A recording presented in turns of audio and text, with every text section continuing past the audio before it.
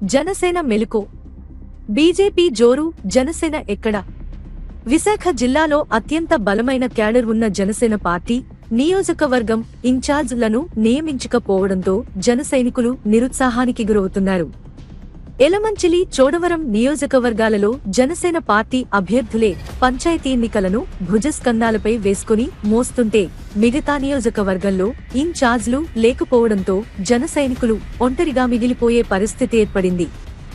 మరోపక్క బీజేపీ వ్యూహాత్మకంగా ప్రతిచోటు బీజేపీ ఇన్ఛార్జీలను నియమించుకొని తన కార్యక్రమాలు చేస్తుంటే జనసైనికులు తమ నాయకుడు లేక ఒంటరిగా పోరాడుతున్నారు. జనసేన అధ్యక్షులు పవన్ కళ్యాణ్ పోటీ చేసిన గాజువాక నియోజకవర్గం దీనికి ఉదాహరణ. పవన్ కళ్యాణ్ అభిమాని అయిన కాపు సామాజిక వర్గానికి చెందిన బలమైన నాయకుడు కరణంరెడ్డి నర్సింగ్రావుని బీజేపీ తన వైపు తిప్పుకోవడంతో పాటు గాజువాక నియోజకవర్గ ఇన్ఛార్జిగా బాధ్యతలు అప్పజెప్పింది. దీంతో కరణంరెడ్డి నరసింహారావు కాపు సామాజిక వర్గం చెందిన నేతలను బీజేపీలోకి తీసుకోవడంతో పాటు పార్టీ జెండాను ప్రజల్లోకి తీసుకొని వెళ్లి తన చరిస్మాను చూపిస్తున్నారు.